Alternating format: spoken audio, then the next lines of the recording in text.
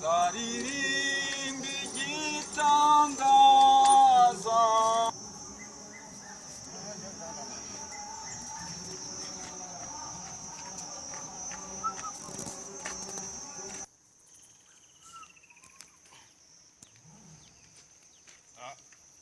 Stop. Hagarara. Komuga bari Kigali turebe. Muraho neza. Ko mbona hari aho nkuzira. Araho nzi se.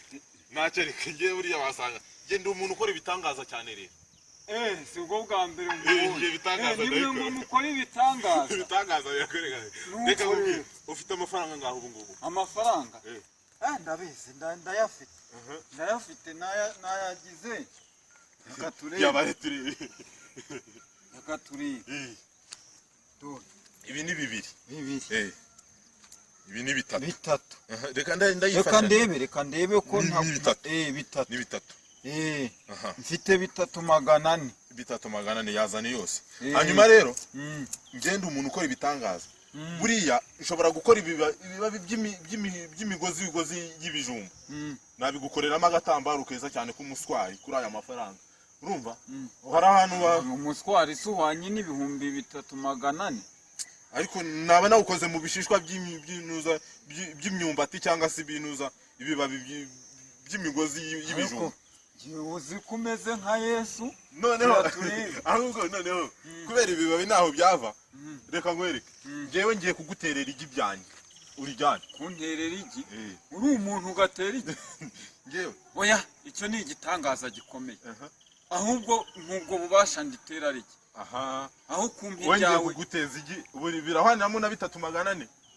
Ariko urangaruza byibuze 300 wane na 300. Oya. Ntacyo ibi byatsi urabibona. Nditere neza. Utere igi kabisa. Ibi byatsi urabibona.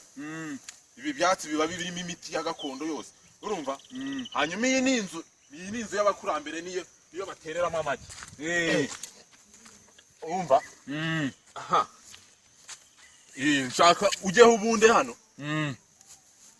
Ubunde maze utere igi kabisa. Mbunde? Gutya. Injiramo neza. Gutya? Mbunde gutya. Wicaye haguruka. Gutya. Kuburyo utaza kugicarira ikameneka. Ko ritaza.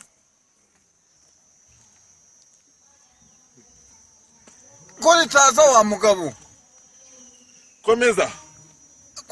Ko numva ritaza. Wa mugabo ushobora kuba uri umunyamitwe. Reka. Komeza. Uri umunyamitwe.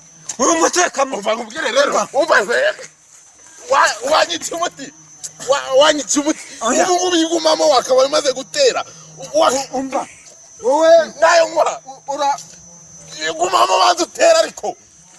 Gumamo banze utere. Oya. Subiramo banze utere wa mugabo we rwose. Oya. Tera akubwiye ngo utere.